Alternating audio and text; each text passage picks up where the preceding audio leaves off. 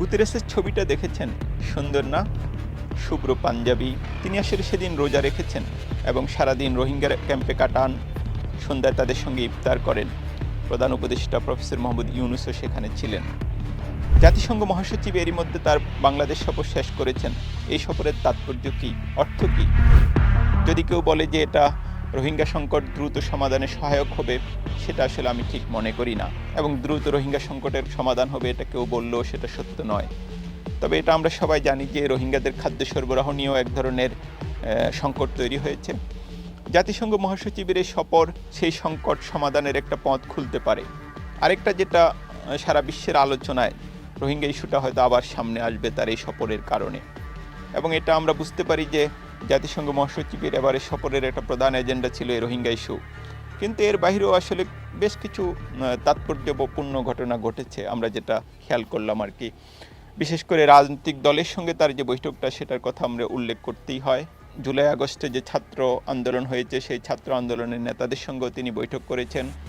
এই বৈঠকের আলোচনার আগে আমি একটু 2013 সাল থেকে ঘুরে আসি।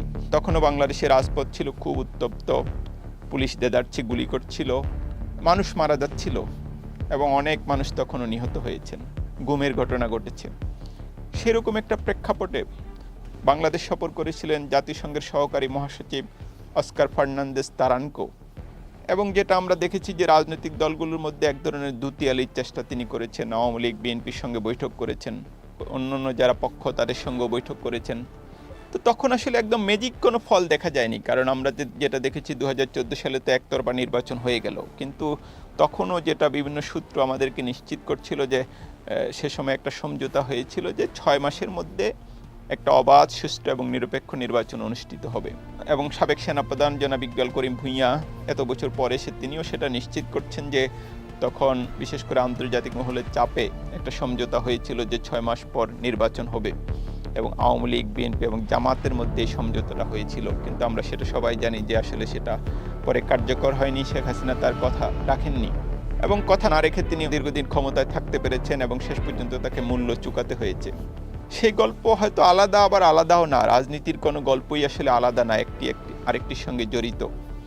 তো এবারও আমরা দেখলাম যে বিশেষ করে বাংলাদেশের যে সংস্কার প্রক্রিয়া, নির্বাচন, এসব ইস্যু নিয়ে জাতিসংঘ মহাসচিবের সঙ্গে রাজনৈতিক দলগুলোর একটা বৈঠক হলো। সেই বৈঠকে সরকারের প্রতিনিধিও ছিলেন, তারপর ঐক্যমত্য কমিশনের যারা সদস্য তারা উপস্থিত ছিলেন। এবং বৈঠকটা আসলে জাতিসংঘ আয়োজন করে। বৈঠকটা আসলে কেন হলো এ নিয়ে বিএনপি মহাসচিব মির্জা ফখরুল ইসলাম আলমগীরকে খানিকটা উষ্মা প্রকাশই করতে দেখা যায়।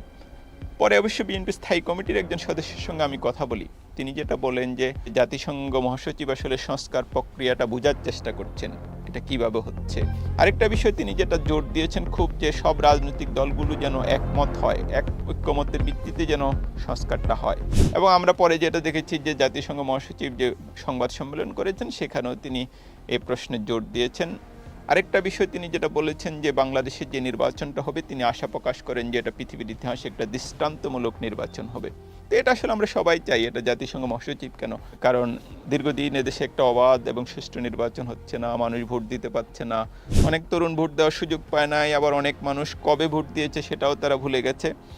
এই প্রেক্ষাপটে আসলে ভোট তো খুব গুরুত্বপূর্ণ। এখন এই যে জাতিসংঘ মহাসচিবের সাথে যে বৈঠক হলো, সেখানেও আমরা একটা দূর থেকে যেটা খেয়াল করলাম যে রাজনৈতিক দলগুলো আসলে খুব সব ব্যাপারে যে একমত সেটা না। তারা সংস্কার চায়, নির্বাচন চায়। এবং এ দুটো বিষয় আসলে খুবই গুরুত্বপূর্ণ। আমিও ব্যক্তিগতভাবে আমার এটা মনে হয় যে নির্বাচনটাও বাংলাদেশের জন্য খুবই গুরুত্বপূর্ণ। এটা ঠিক আছে যে 5ই আগস্টের পরের বাংলাদেশের যে পরিবর্তন আমরা আশা করেছিলাম, এর অনেক কিছু এখনো হয়নি। অনেক কিছু কি, প্রায় তেমন কিছুই হয়নি। যেটা আমরা দেখেছি যে চাঁদাবাজি, দখলবাজি অনেকটা আগের মতোই আছে, নানা দৃশ্যপট, খেলোয়াড়রা পরিবর্তন হয়েছে। কিন্তু এসব থাকবে, এই জন্য নির্বাচন হবে না বা আইনশৃঙ্খলা পরিস্থিতির খুব নিয়ন্ত্রণে আসেনি, পুরোটা উন্নতি হয়নি, এজন্য নির্বাচন হবে না, সেটা আসলে কখনো গ্রহণযোগ্য নয়। আমাদেরকে যেটা করতে হবে যে সংস্কারও করতে হবে, নির্বাচনও করতে হবে। এবং যেটা একটা জুলাই ঘোষণাপত্র বা যে নামেই ডাকা হোক, আসলে আমাদের একটা ঐক্যমতে পৌঁছাতে হবে যে ডিসেম্বরে একটা নির্বাচন হলো, নির্বাচনের আসলে কোনো বিকল্প নেই। গণতন্ত্রের নির্বাচনের বিকল্প নির্বাচন, ব্যালটের বিকল্প ব্যালট, এর মানে ব্যতিক্রম কিছু নয়। এবং এর ব্যতিক্রম কিছু হলে আসলে সংকট সমাধানের পথ বের হবে না।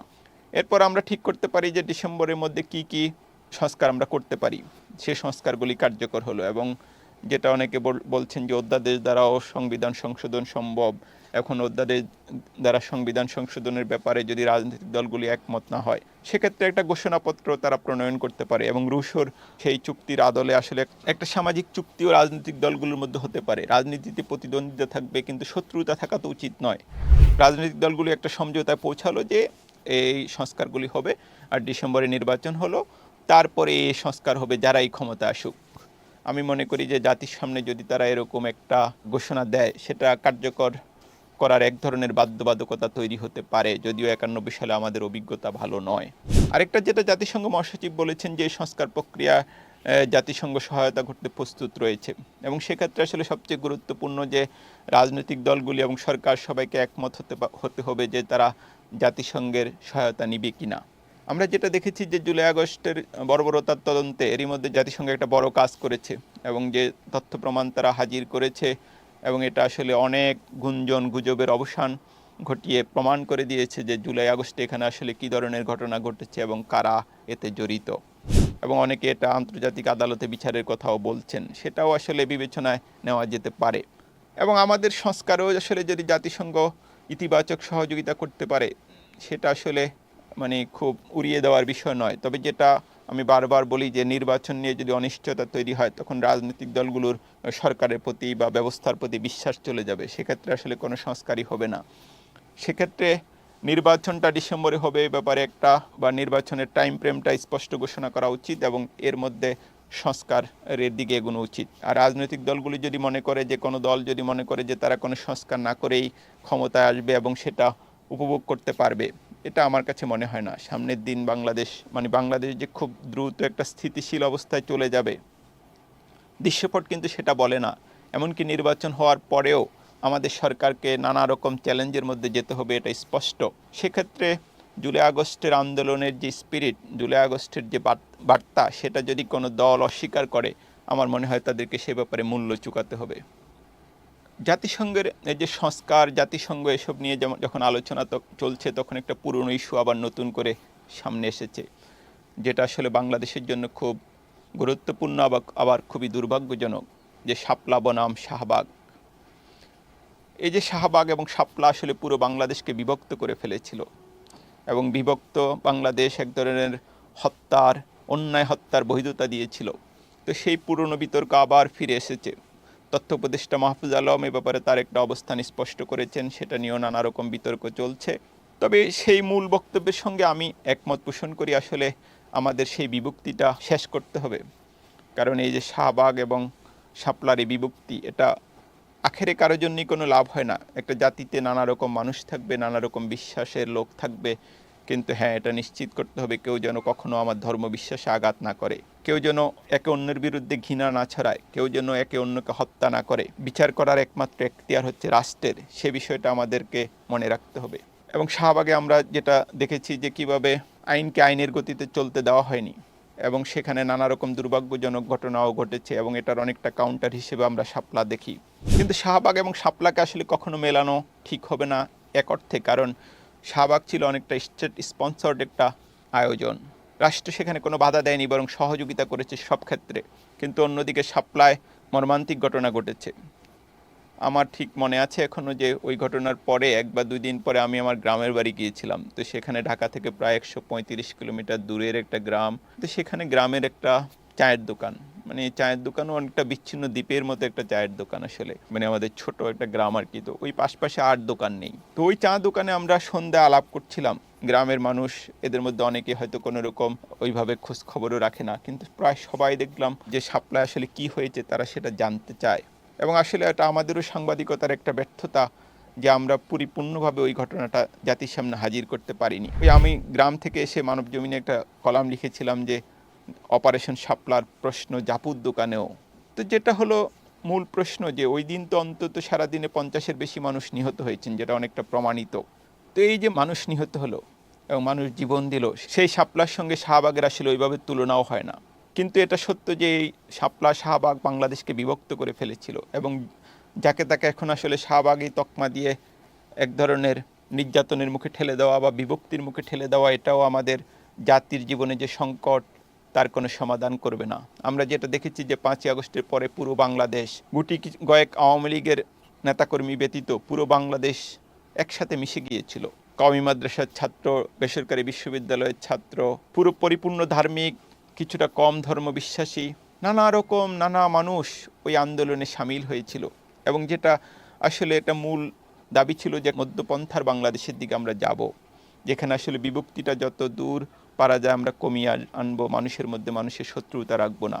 শাহবাগ নিয়ে যখন আলোচনা হচ্ছিল সেখানে আমার একটা ইন্টারেস্টিং কথাও মনে পড়লো যে সালমান খুরশিদ, উনি কংগ্রেস আমলে ভারতের পররাষ্ট্রমন্ত্রী ছিলেন। ওনার একটা আত্মজীবনী আছে the other side of mountain. ওই বইতে তিনি শাহবাগ আন্দোলনের কথা লিখেছিলেন। উনি শাহবাগ শব্দটা ব্যবহার করেননি, কিন্তু এটা পরিষ্কার যে উনি শাহবাগ আন্দোলনের কথাই বোঝাচ্ছিলেন। আপনাদের নিশ্চয় মনে আছে যে বেগম খালেদা জিয়া ওই আমলে ভারত সফরে গিয়েছিলেন এবং সেখানে খুব উষ্ণ অভ্যর্থনা পেয়েছিলেন। তো সালমান খুরশিদ লিখেছেন যে বিএনপির সঙ্গে ভারতের যে দূরত্ব সম্পর্কে সেটা ক্রমশ কমে আসছিল এবং বরফ গলছিল। তিনি বলছিলেন সম্পর্কটা খুবই ভালো হচ্ছিল, কিন্তু ওই সময়ে দেখা যাচ্ছে যে সরকারের যুবশক্তি এবং জামাতের কট্টরপন্থী অংশ রাজপথে মুখোমুখি অবস্থান নেয়। এবং অনেক আত্মজীবনীতে আমরা অনেক মিথ্যা কথা লিখতে দেখি, কিন্তু আমি বলতে পারি যে সালমান খুরশিদ সত্যভাবেই এটা লিখেছেন যে ভারতকে এই যে মুখোমুখি অবস্থান দুই পক্ষের, শাহবাগ এবং শাহবাগের বিপরীত অংশ, শাহবাগকে তিনি বলেছেন সরকারপন্থী যুবশক্তি, আর এর বিপরীত অংশকে বলেছেন যে কট্টরপন্থী জামাত। যদিও যেটা আসলে পুরোপুরি সত্য, মানে তাদেরকে যেভাবে বিভক্ত করা হয়েছে সেটা হয়তো সত্য নয়, কিন্তু সালমান খুরশিদ যে বর্ণনাটা দিচ্ছেন যে এই প্রেক্ষাপটে ভারত আওয়ামী লীগকে বেছে নেয়। সুতরাং এই যে শাহবাগ আন্দোলনের যে একটা বিরাট প্রেক্ষাপট আছে এবং এটার যে একটা আন্তর্জাতিক রাজনীতিও আছে, সালমান খুরশিদের লেখা সেটা পরিষ্কার করে দেয়। এবং এরপরে বাংলাদেশ যেভাবে এগিয়েছে, শাহবাগের সেখানে একটা বিরাট ভূমিকা রয়েছে।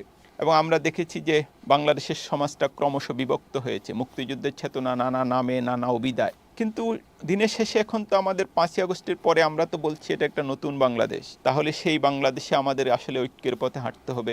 শাহবাগী শাপলায় আমাদের বিভক্ত হলে চলবে না, আমাদের আইন হাতে তুলে নেওয়া যাবে না। যারা অপরাধী তাদেরকে বিচারের মুখোমুখি করতে হবে, আর কেউ ধর্মীয় অনুভূতিতে আঘাত করলে তাকেও বিচারের মুখোমুখি করতে হবে।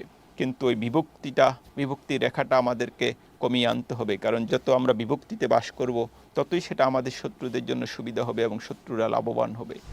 শুরু করেছিলাম রোহিঙ্গা সংকট নিয়ে। রোহিঙ্গা সংকটেরও আসলে দ্রুত সমাধানের কোনো পথ দেখা যাচ্ছে না। পৃথিবীর নানা স্থানে যুদ্ধ, বিগ্রহ, অশান্তি। এই প্রেক্ষাপটেও আমি কোরআন শরীফের একটা আয়াত স্মরণ করতে পারি, যেখানে আল্লাহ রাব্বুল আলামিন বলেছেন যে তুমি কখনো মনে করো না যে জালিমরা যা করে সে বিষয়ে আল্লাহ উদাসীন, তবে তিনি সেদিন পর্যন্ত তাদের অবকাশ দেন যেদিন তাদের চক্ষু হবে স্থির। কারণ বাজারের চিঠি আজকের পর্ব এখানেই শেষ করছি। পরবর্তীতে নিশ্চয়ই অন্য দিন আবার অন্য ইস্যুতে আলোচনা হবে।